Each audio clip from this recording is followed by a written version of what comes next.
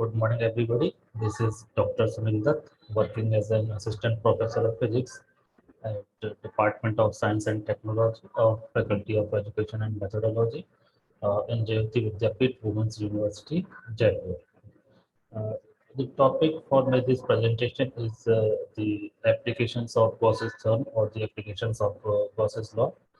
This is a part of elementary physics, elementary physics course of BTech second semester. So the some of the applications we have discussed in our previous video. Uh, in this video, I will discuss about the electric field due to a uniformly charged infinite plane sheet. So, as you can check in your e-notes, I have shown the figure, and just to describe you, I can state the sentences, which is let us consider an infinite. So let us consider an infinitely large thin plane sheet of charge with uniform surface charge density, which we called as sigma, and its unit will be coulomb per meter square, as the charge is distributed over the complete area of the sheet. So unit of charge is coulomb and the unit of area is meter square. So the unit of surface charge density will be coulomb per meter square. So now let us consider a point P, which is at a perpendicular distance, small r from the sheet. Okay. So what we do, we assume a cylindrical surface through the plane sheet, which is passing through the plane sheet. So this surface is Gaussian in nature, and the cross-sectional area with its plane ends parallel to the sheet and equidistant from the sheet. So the cylindrical cylinder cuts through the sheets and encloses a charge Q, which is equal to sigma times A, where A is the area of the cylindrical surface within it. Okay. So at the plane ends, vector E and vector ds are parallel. Okay. So as you can see in the figure, in the figure, the surface area element ds is in the same direction as the direction of the electric field. Uh, so this is the cross-sectional area, which is shown in circular shape over here.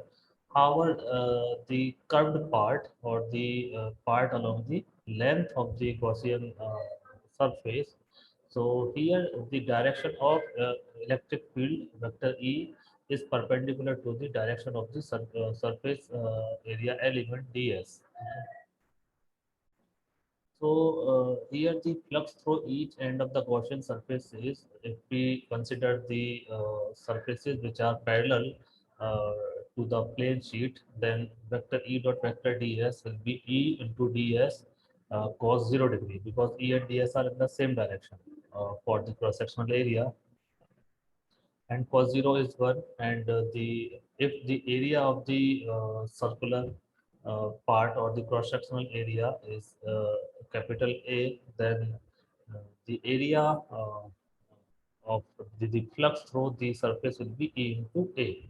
And if we want to calculate the flux through the uh, along the length of the Gaussian surface, so the angle between the Gaussian surface element ds and the electric field line is 90 degree. Therefore, the flux through the curved surface will be vector E dot vector ds is equal to E ds cos 90 degree, because here the angle between them is 90 degree.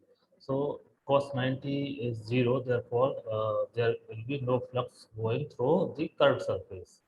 So if we calculate the total electric flux through the Gaussian surface along the whole surface, so there are three parts of this Gaussian surface. One is the cross-sectional area on the left side, another one is the cross-sectional area on the right side, and the third one is the along the length. So we will have the same component along the two sides, left and right, so it will be EA. for left, EA for right. However, along the length we will be having 0 outgoing flux. So if we add up these two, so this will be 2 EA. And from Gauss's law, we know that the closed integral over vector E dot vector ds is equal to Q upon epsilon naught. So 2 times EA will be equal to Q is, we know that Q, we have already defined that it is surface charge density multiplied by the area. So it will be sigma times A, and epsilon naught is already present there. So we can cancel out area with the area. So the expression for the electric field in case of a plane sheet, it will be equal to E is equal to sigma upon 2 epsilon naught. Okay. So this is the final expression for which stands for the electric field due to a plane infinite sheet, okay, on which the charge is uniformly distributed. After this, we move to the another application, which is the electric field due to two infinite parallel thin plates, plane sheets of same charge. Okay. So now let us consider two infinitely large plane thin sheets kept parallel to each other in space, and let sigma 1 and sigma 2 be the surface charge densities on the plates such that sigma 1 is greater than sigma 2. So therefore the electric field at point A, which is outside, that is on the left of the plate A, the electric field will be the sum of vector E1 plus vector E2. And if, as we have derived in our previous derivation, that the electric field due to a plane conducting plate is sigma upon 2 epsilon naught. So the electric field due to this combination will be sigma 1 upon 2 epsilon naught plus sigma 2 upon 2 epsilon naught. So vector EA will point towards the left because sigma 1 is greater than sigma 2. So electric field lines will move towards the left side. Similarly, electric field at C that will go outward. So vector E at point C will be sigma 1 plus sigma 2 upon 2 epsilon naught. So the vector EC will point towards right, electric field at B inside the sheet. So electric field at vector at point B will be vector EB is equal to sigma 1 minus sigma 2 upon 2 epsilon naught. Because here the electric field lines are opposite to each other. So this point will depend on the magnitude, and since the magnitude of the sheet towards point A or the conduct surface charge density of sheet 1 is larger, therefore the electric field lines will move towards the right side because the resultant or the difference between sigma 1 and sigma 2 will give the resultant in the direction of the sigma 1, so which will be on the outward side, that is on the right side. So after this, the next application is the electric field due to uniformly charged thin spherical shell. Okay. So now we consider a thin spherical shell of radius capital R, and its center is at point O. You can check the figure in the notes. So let Q be the charge distribution over its surface, which is uniform charge distribution, and let point P be a point at a radial distance, small x, from point O at which the electric field is to be determined. Okay. So we assume an uh, hypothetical surface, Gaussian surface, which is at a distance r from the center O of the spherical cell. So we discuss these point y. So we consider point A, which is at a point P1 inside the charge shell. So now what we are considering that we want to calculate the electric field when we are inside the spherical cell, or you can say the distance x is less than the radius of the spherical shell. So select a spherical Gaussian surface of radius small x such that P1 lies on this surface. Since such Gaussian surface does not enclose any net charge, that is q is equal to 0. So vector E dot vector ds will be equal to 0 because since there is no charge present inside the spherical shell, hollow shell. So there will not be any electric field, and the area does not matter over here. Area may or may not be 0, but since the electric field is 0, this quantity will be equal to 0. Hence, electric field inside a charged spherical cell is 0.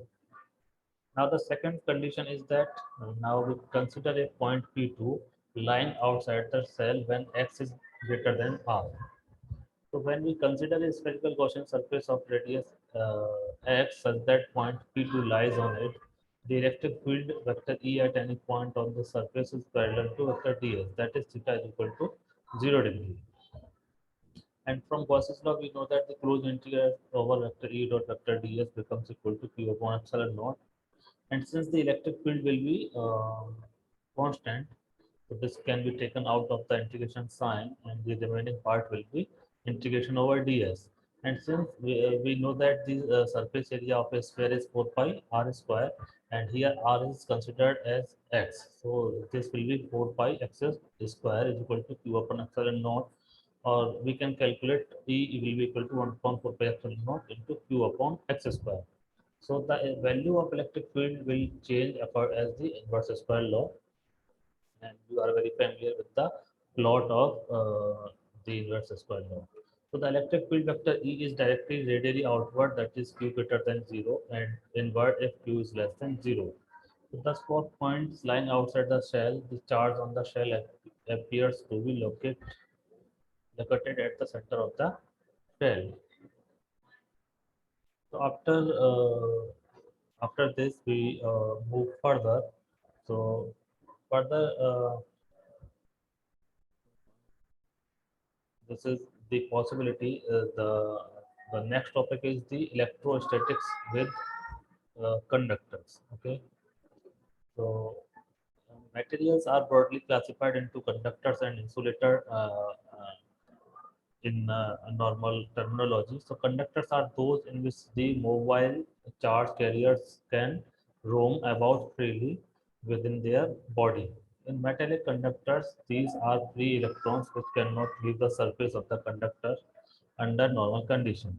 And in ionic conductors such as solution of salts like agent, silver nitrate, silver and AgNO3, copper sulfate, CuSO4, etc., there are positive and negative ions that roam about freely. In insulators, electrons are bound to various atoms, and hence there are no free charge, that is electrons. For example, we can say that water, air, glass, wax, wood, rubber, and plastics are some examples of insulators. So insulators are called basically the dielectrics. So what are the behavior of metallic conductors in electric field? So we will go one by one through some of these points. So one is that there is no electric field inside a conductor. So this I have discussed in the previous derivation, in which there was a hollow shell and the electric field was 0 inside the hollow shell. The next point is that there is no net charge inside a conductor, and you know that the charge is on the two surfaces, which charge is on the two conductor, uh, which is covering the dielectric material.